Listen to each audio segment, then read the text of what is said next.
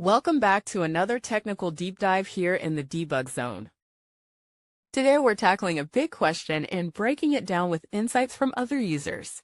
Hopefully this clears up some misconceptions and helps you get the answer you need. So buckle up, stay a little curious, and let's jump right in.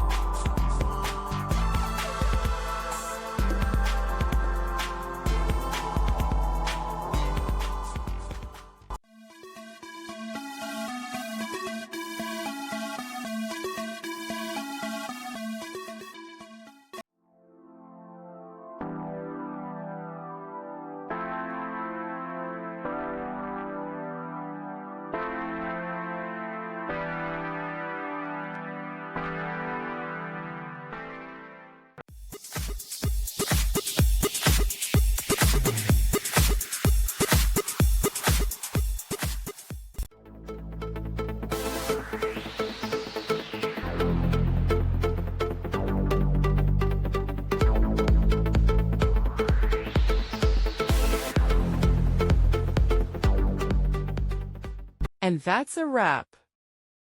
I hope you found the answer you were looking for. If you did, take a second to hit that subscribe button. It really helps out.